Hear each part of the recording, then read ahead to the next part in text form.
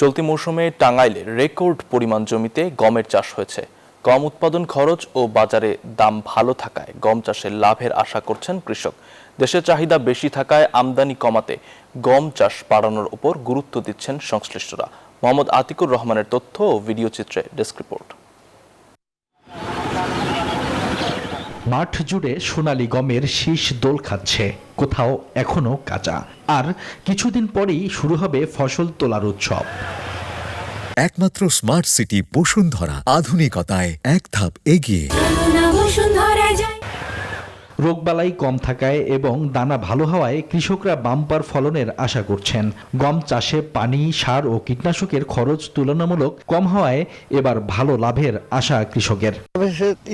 বীজ পাইয়া বীজ ভালো করছি, আমার ফলন খুব ভালো হয়েছে এবং অফিসে থেকে সার, বেসন, কীটনাশক সব দিছে। ভালো থেকে ইনশাল্লাহ গড়ে তুলতে হলে 14 থেকে 15 মন পাখি দেবে আশা করতেছি। বিঘা 15 মন, দাম 2000 থেকে 500 টাকা। গমের ফলনটা দেখতেছি খুব ভালো হবে।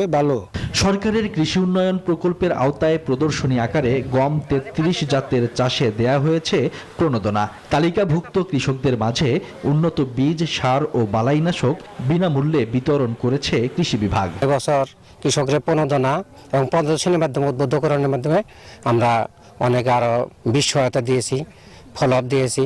সেইভাবে কৃষকের ফলন আরো বৃদ্ধি হয়েছে গত বছর চেয়ে।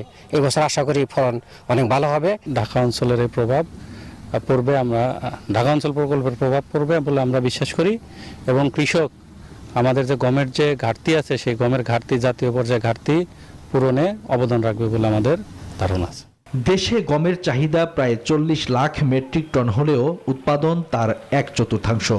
আমদানি নির্ভরতা কমাতে অনাবাদি জমি চাষের আওতায় আনার বিকল্প নেই বলে মনে করছেন সংশ্লিষ্টরা।